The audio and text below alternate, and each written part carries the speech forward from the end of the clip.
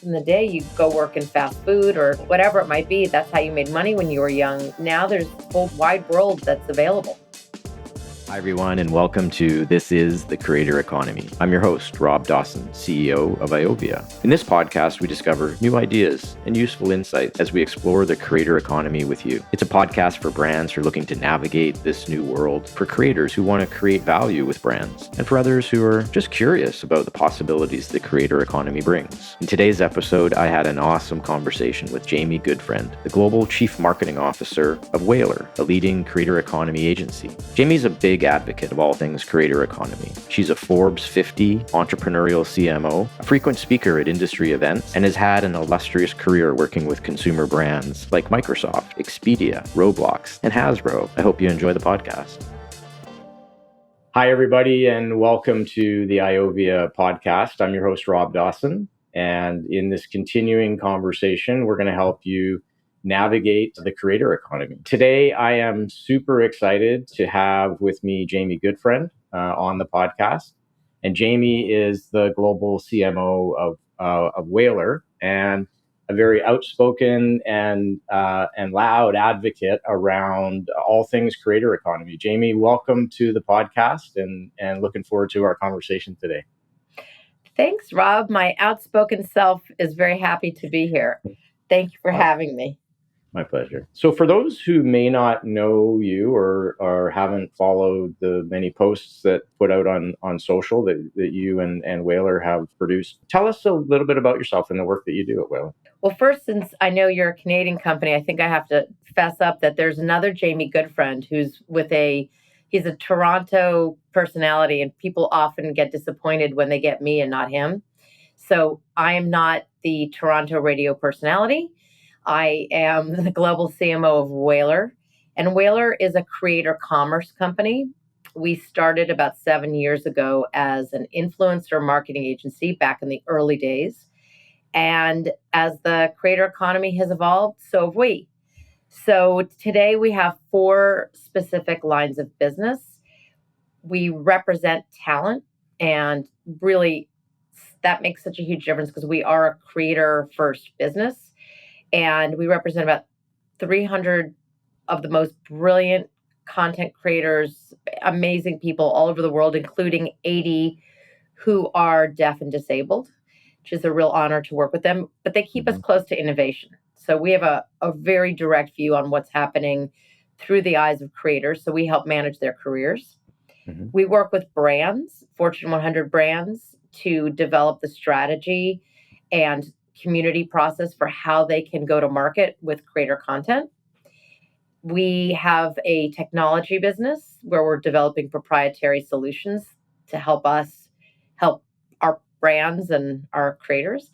And last but certainly not least, we have a Web3 innovation business. And as we say, to work with creators, we have to be creators. So we are creating NFTs. We've got creator houses. We've got a podcast. We have a Mempoverse, which is our version of the metaverse. And I get the great privilege of helping tell these stories. So it's just the most fun job I've ever had.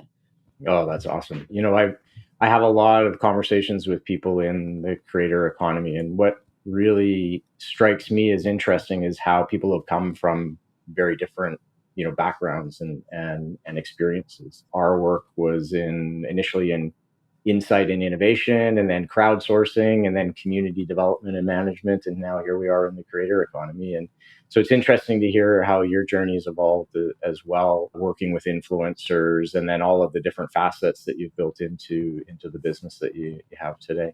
What are you most excited about in this space? Well, I think this is what connected us is my obsession with community and how that is evolving across all platforms. And the fact that most brands and marketers still think of community as responding to social media comments, reviews, and questions on websites. And the idea that there is this way more integrated, complex, vibrant concept of a community is something I'm deeply passionate about. it's interesting how the community space has evolved over the years as well, and the types of conversations, because we were early in that space, and the types of conversations that have changed around just how brands can engage with their communities in different ways. Well, they're not even, I mean, they are brand communities, but I think Mhm. what is so helpful for people to understand is that, back in the day when I was growing up and there was no internet, yes, I'm dating myself. If you were, say, and I use this example, if you were growing up in the Midwest or you were in the middle of, it doesn't even matter where you were, if you were a fan of French film and you might not know who else was a fan as well, or Mm. whatever interest you had. And the only way you would find out is when a movie came to town, you'd see it was in the theater. But obviously, and we all know this, that today it doesn't matter how niche or specific your passion point is, it doesn't matter. Mm. You can find people that share something that is connected to what you love or really the same thing. And it gives people the ability to connect through passion, which is the most fundamental community builder you can possibly have. And that's why Yeah. you're seeing this explosion of TikTok versus Facebook versus, it's all about content and about communities. But the thing about the creator economy and the community world is that creators are the curators of communities. They're communities of influence. And these communities can be huge and massive, like if it's a Minions community or it's a breast cancer survivor community, whatever it is that you're gathered around your topic, that community interacts in addition to watching the creator content. And in fact, to me, the biggest insight that we've discovered recently is we did some research and we called it Reaching the Unreachables. And Mm. one of the things that we found is that 66% of consumers who are following social media influencers and creators say that they make purchase decisions based on the opinions and ideas of their community. So it's a Yeah. very powerful Mm. driving force for product identification, discovery, and purchasing. So to me, if you're a marketer right now, I would be diving in deeply to figure out how you can tap into creators so that you can be invited into a community. Yeah, you make an excellent point, and I'm glad you brought up that research, reaching the unreachables, because there's some really interesting things in there as I've looked through it around just how Gen Z, how younger audiences are consuming media, how they're making purchase decisions. Any other insights that you'd like to share from that particular study that you did? Oh, dare I say about 4,000 of them. But yes, no, I think one of the interesting things that is helpful, and this is not rocket science, Rob. I mean, it's logical. We just were able to put a story around something that we're all observing is that the way people, especially younger people, consume media is much more a la carte, which means that Mm. to reach them requires massive amounts of content because it's so atomized. There's not a huge, not like it used to be. You can't count on must see TV on Thursday night at 10 o'clock sitting around watching ER. Right. That same audience is still consuming media, but they're doing it in their way. And people are more interested in other people versus traditional publishers Mm. and Mhm. platforms. So that has really shifted the concept of content and creation and distribution. And it costs more money to reach a larger group of people now. So that is having a huge impact on the media and brand space. So that's insight one. I'll pause there and see if and I can keep going, but I'll pause there for you, Rob. No, it's fascinating, and how younger audiences are consuming media, the choices that they're making. It strikes me, and you and I have both worked with a number of consumer brands over the years, and the rules of the game are really changing for them. And I'm curious to know, like, what brands need to do right now, or what kind of things should they be thinking about right now to really tap into this opportunity within the creator economy. Great question, and thank you for the chance to opine a bit. But I'm very Yeah. passionate about this, having spent a lot of time on the consumer side, the agency side, and we're in an age of anxiety, and most Mm. marketers, most people are nervous and they don't want to take a risk. and they will tell us that, oh, I don't want to try creators. It seems scary. And what we say is the creator economy is here, and it's not going back to the old way of doing things. And we all know that, right? You look around and you see that things are pretty entrenched with how people are consuming media. I mean, you're consuming streaming. You're not using the TV guide like you used to, right? I mean, it's just the way it works. And yet most media is still being planned by day part. Like that's still standard. So you got to get on board and figure out what's right for your brand, because the longer you wait, the harder those lessons will be. And that is not new. That has been the case for every new technology and platform. You at least have to test and learn and see what's right for your brand. So that's number one. Number two is there's an opportunity to really dive into what is driving consumer behavior. And one of the insights we found, and you're kind of seeing this play out in the battle between Instagram and TikTok, is post-pandemic, but it was trending this way before. There was a whole Instagram era of very polished, very manicured imagery that was perfection. Advertising for a long time has also been like that. You know, you can see a model getting out of a car and her hair's blowing back, and if you buy the shampoo, you're going to get that. And everybody knows that's BS. That's just not happening. So what has evolved is a more realistic expectation. And we say going from idealism to realism. And especially Gen Z, because that's how they grew up. They've never known a world without school shootings or 9/11 or terrorism. And so they accept this behavior of reality. But when they're looking for information about brands, they don't want polished perfection. They want to see what it's really going to be. They want to see a product in its native environment. They want to hear from somebody that's actually used it and can give them a recommendation based on real life experiences.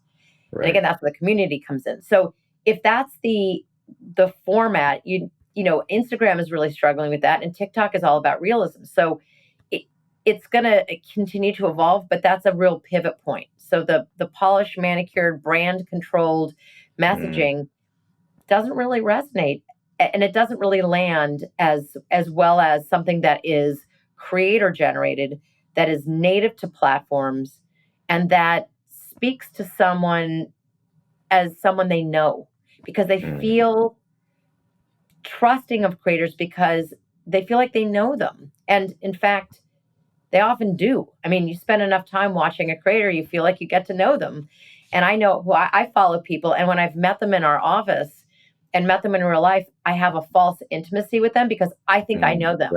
Right. And I have to remind myself, I don't actually know them.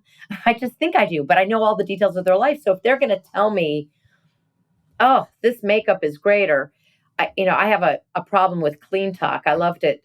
During the pandemic, I got very obsessed with cleaning. So if I hear about a great cleaning product or something, ask my husband. He's like, oh my God, the Amazon boxes start arriving. It's just terrible. But I think that's a really important component. And that's why community is so critical. It's not a thing to be managed. It's a world to explore.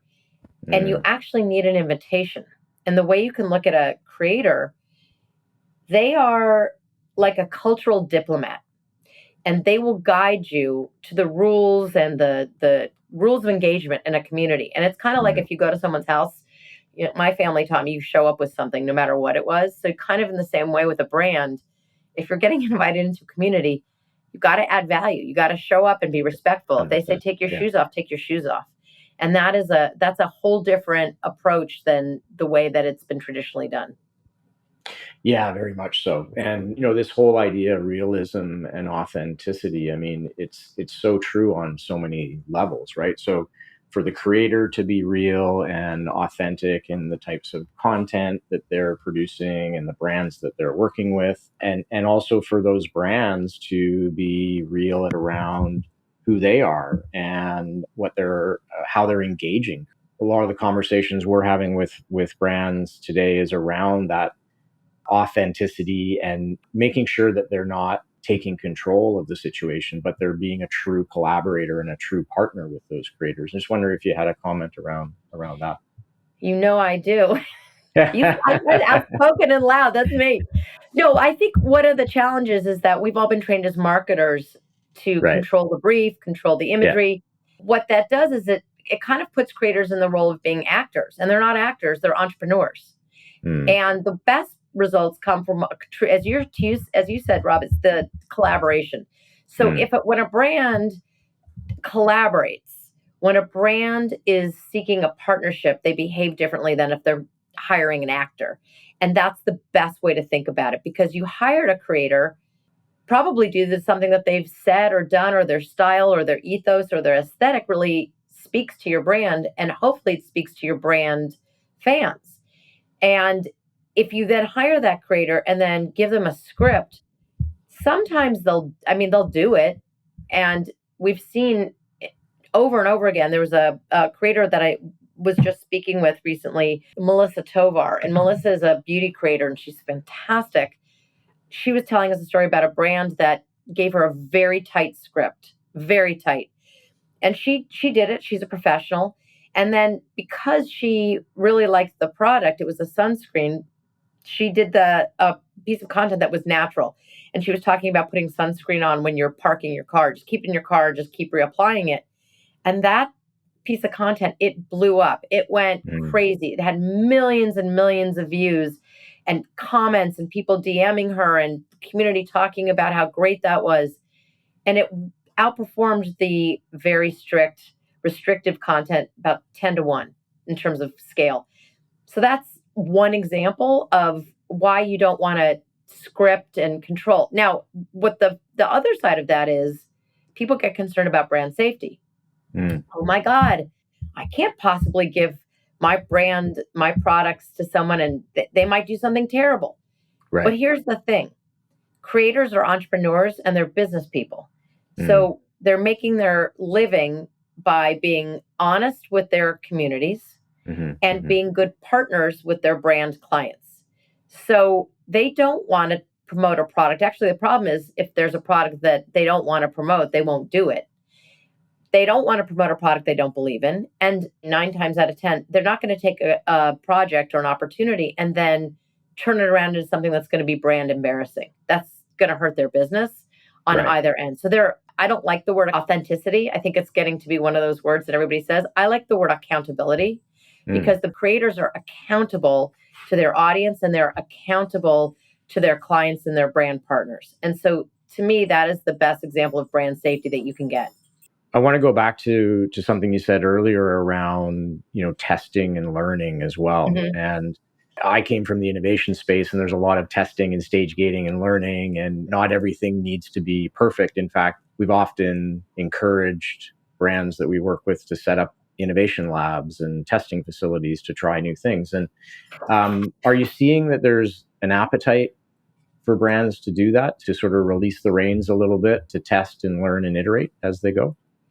Well, yes. And I think it started particularly well with the beauty brands. We always talk about the beauty battle because it's such a competitive space.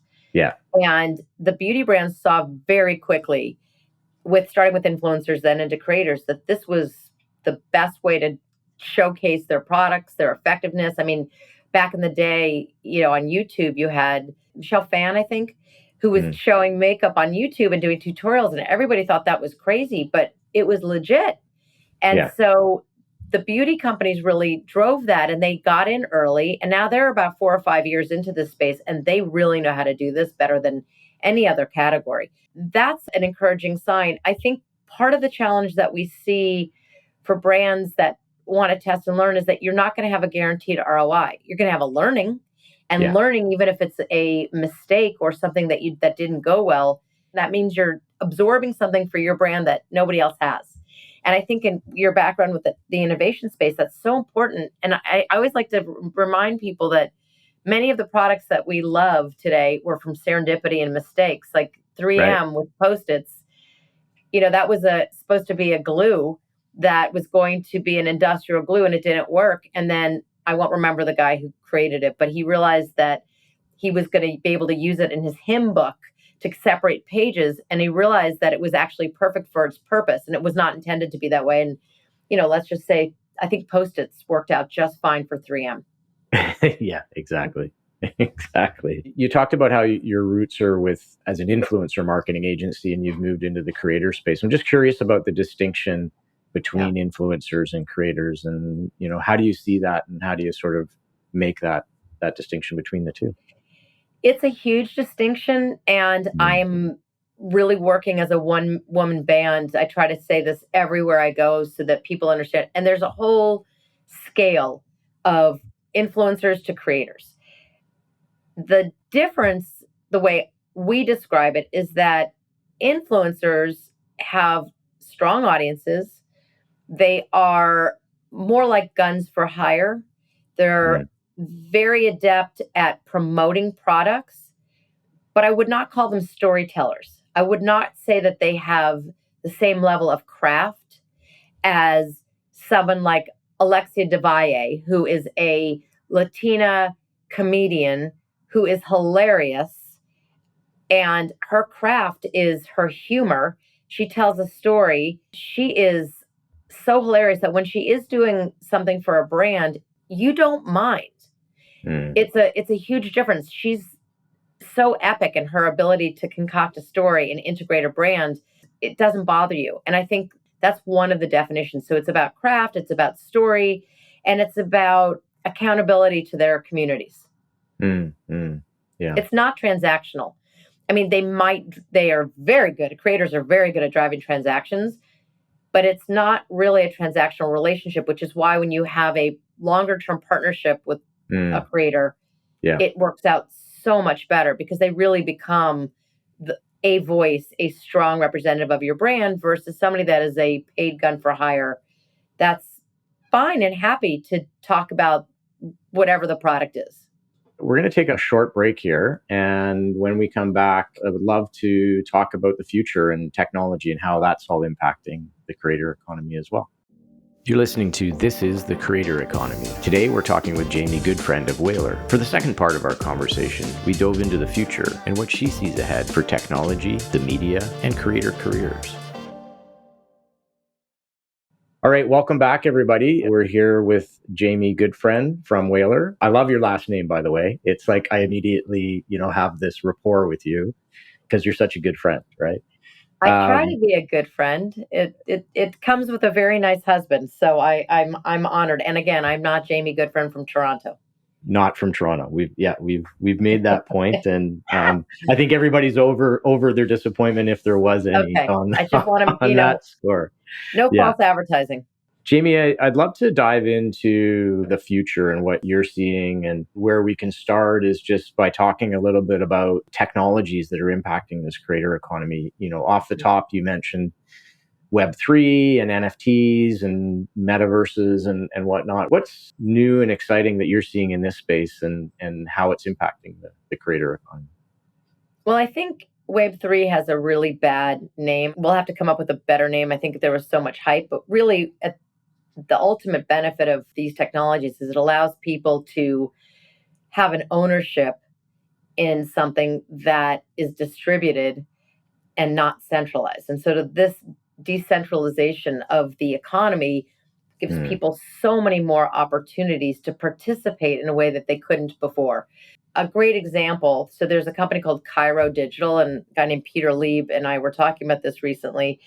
He was talking about this concept, and I always have this other example. I talk about paella making. So say you have a creator just known for being a paella chef, and McCormick and Schmick decides that they want to do a paella spice.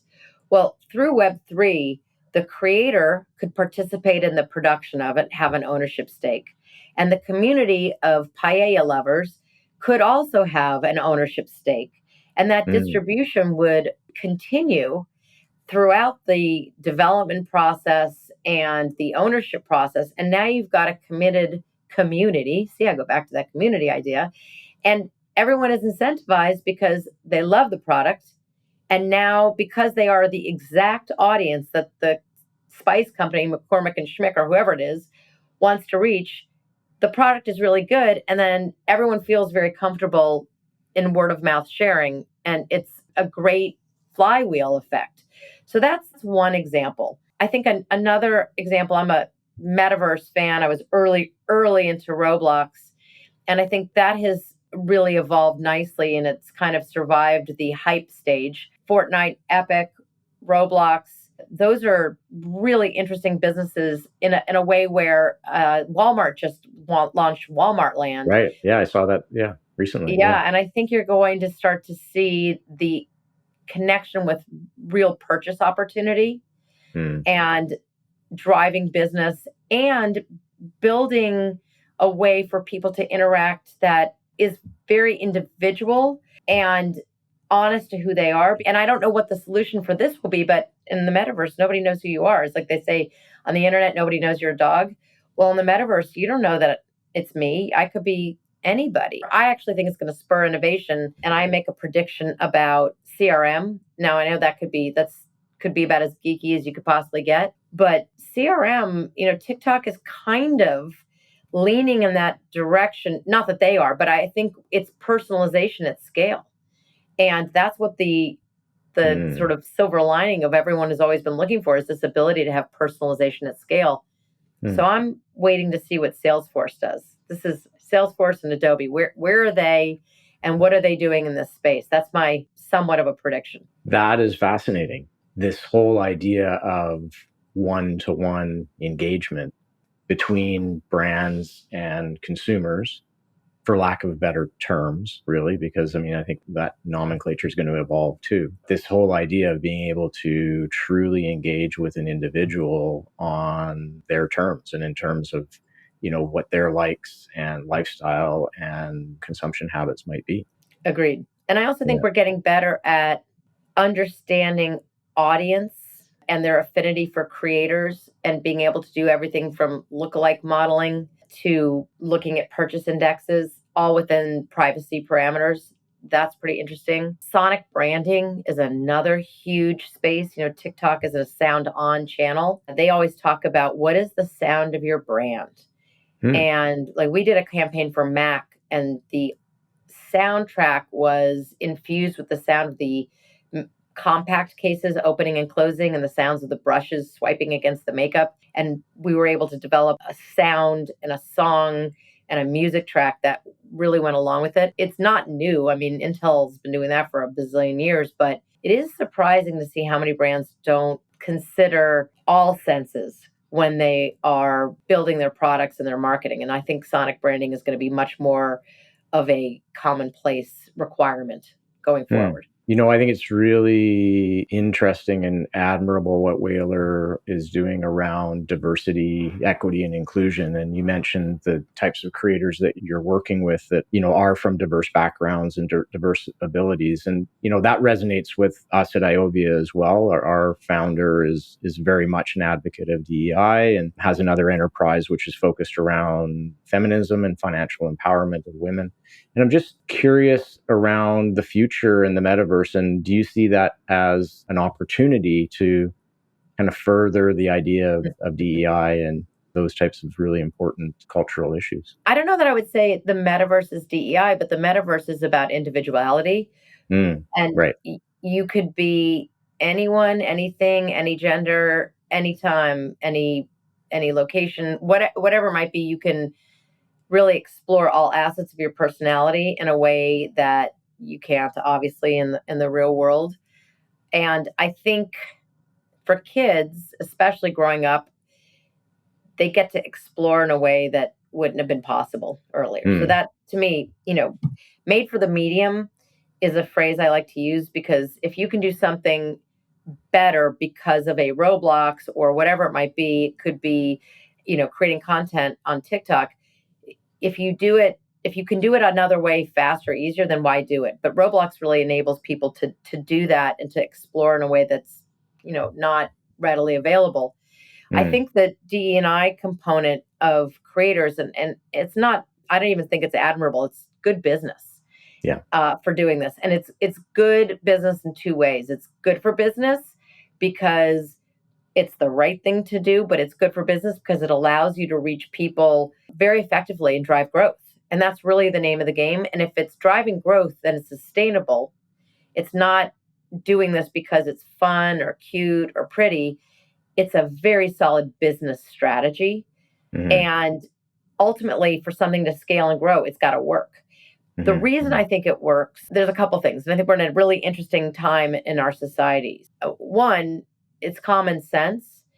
When you're creating content directly and you're sourcing the ideas directly from the communities that you most want to reach, the risk factor that it's a bunch of white dudes sitting around trying to come up with content for 14-year-old girls, that doesn't work. I don't care if they have 14-year-old daughters. It's just different. With Logitech for Creators, we've just launched as a partnership our first Creator Academy, really focused on empowering creators from diverse backgrounds, because we want to make sure that the creator economy is accessible and attainable for anybody that's creative. And let's face it, it's a fundamental human right that you can be creative and you don't need a college degree. And if you can tap into that in a way that also allows you to make a living, what a great lifestyle. So there's about 50 million people that consider themselves creators in the world. About 2 million are professional. Right. The average income is about $68,000 for professional creators. And that's a really significant income, especially in this early stages of the creator economy. That's another component of really making sure that you're hearing diverse stories and being representative. Our group of disabled creators, which is led by a woman named Keely Cat Wells, and she founded a company called C Talent. It's really fascinating to help people understand why it's important for this community to be represented. And you're starting to see quite a few brands tap into that. MasterCard launched a credit card that's got a notch on the side talk about innovation and good design. So that if you're visually impaired, you know which credit card it is. Texting was designed for the deaf community, and that's universal design is good for everybody. Again, going back to innovation and test and learn, the more people you have sitting around this theoretical table of ideas and concepts, the better it is for everybody. And I know that sounds a little Pollyanna, and I'm a Gen X, so I tend to be absolutely the opposite. My friends would laugh if they thought anybody would think I was Pollyanna. I'm much more commerce over art, but it's good business and it's good for the world. And so what a win-win for everybody.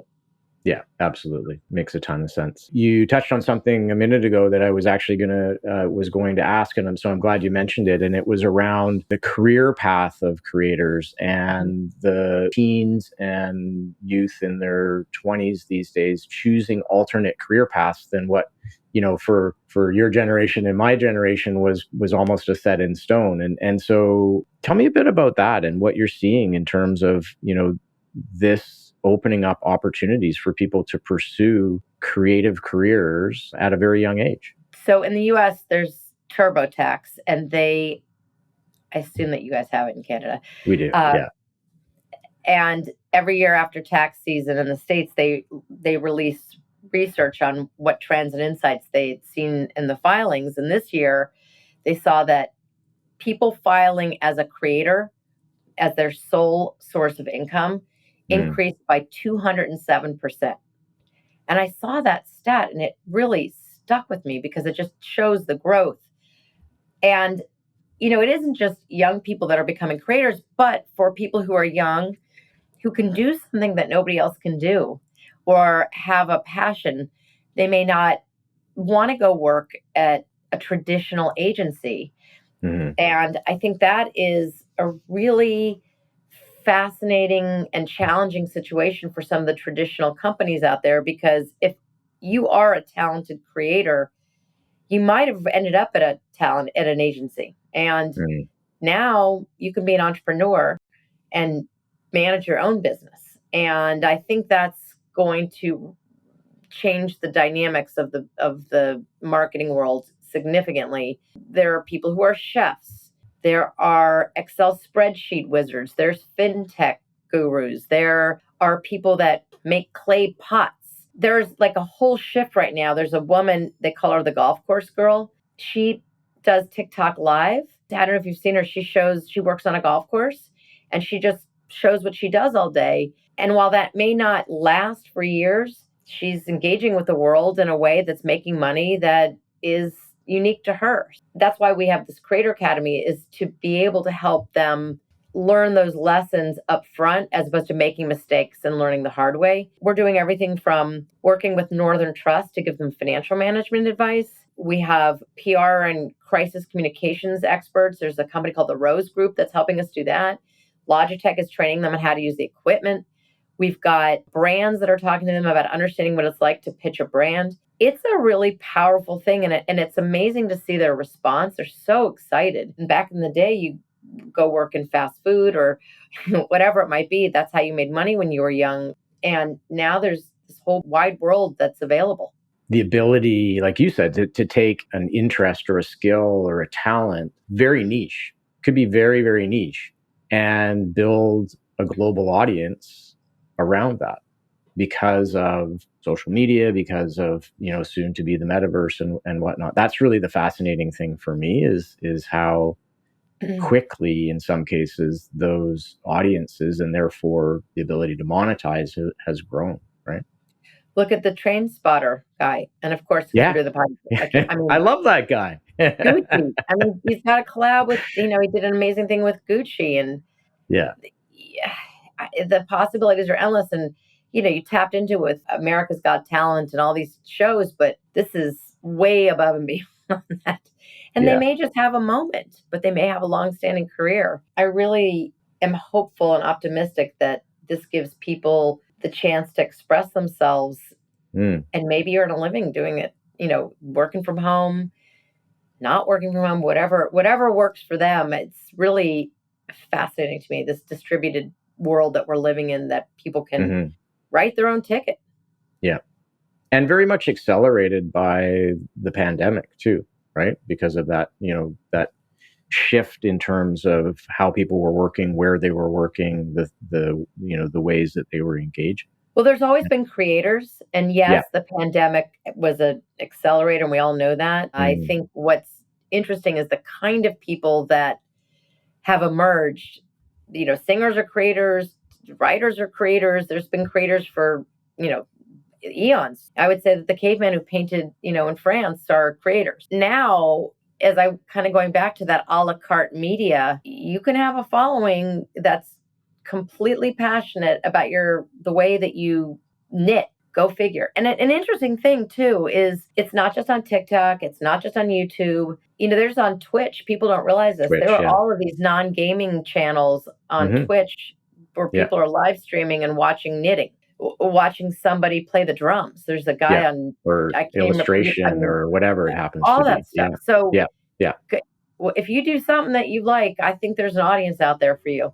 I'm fascinated by how the marketing industry is shifting, and you and I have both been in and around that space for some time. I see Whalar, you've participated in Cannes and Adweek and different conferences which are maybe the stalwarts of the agency space. How are you seeing those change and the dialogues that are happening there? How is that changing?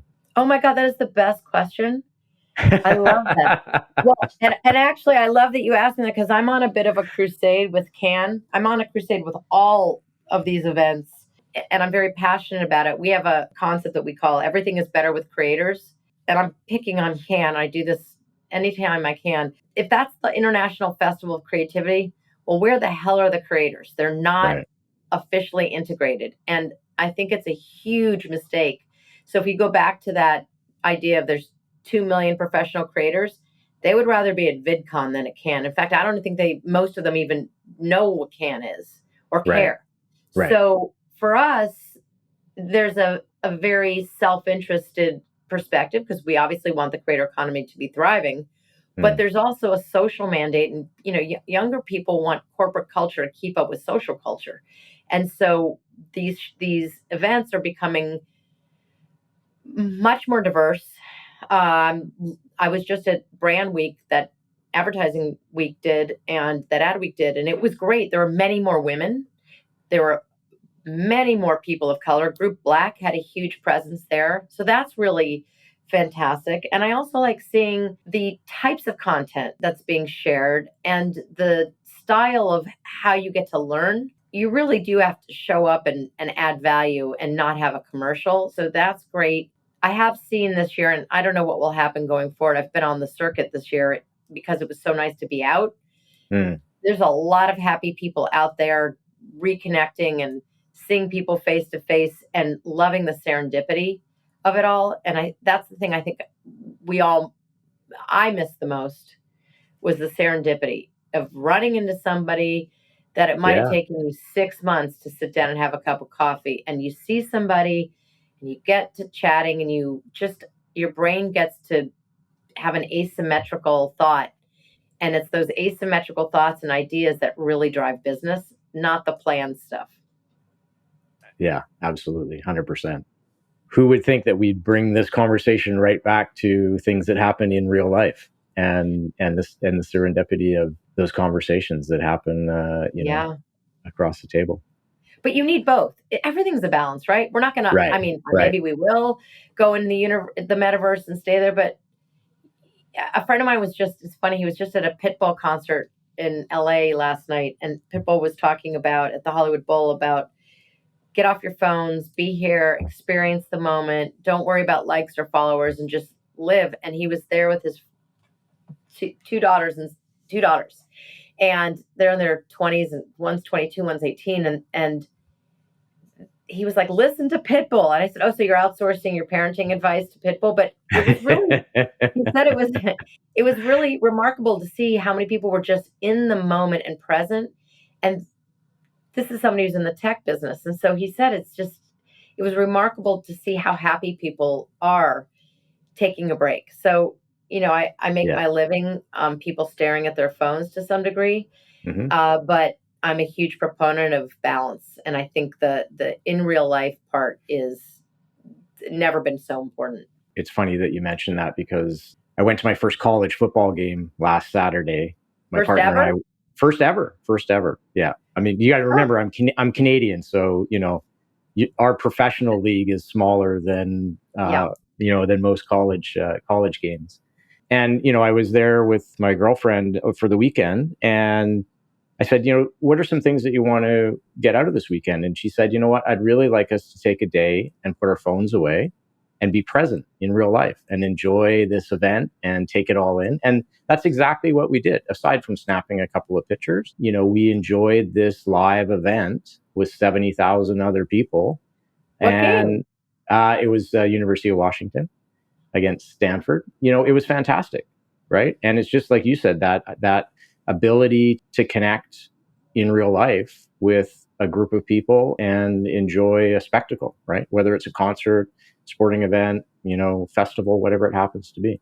I'm all about the spectacle. I'll take a spectacle.